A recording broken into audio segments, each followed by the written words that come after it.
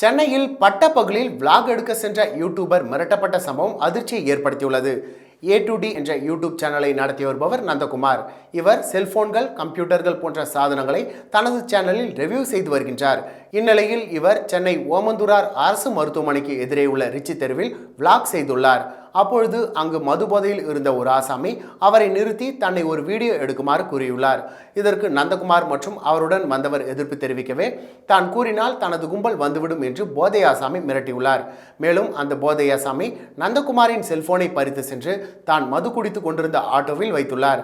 ஆனால் வீடியோவை ஆஃப் செய்யாததால் ஆட்டோவிற்குள் இருந்த மது பாட்டில்கள் உள்ளிட்ட அனைத்தும் வீடியோவில் பதிவாகியுள்ளன.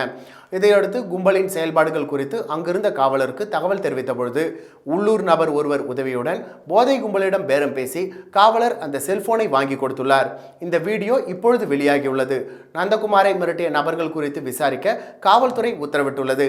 தலைநகரான சென்னையில் பட்டப்பகலில் பொதுமக்கள் அதிகம் நடமாடும் இடத்தில் யூடியூபர் மிரட்டப்பட்ட சம்பவம் அதிர்ச்சியை ஏற்படுத்தியுள்ளது.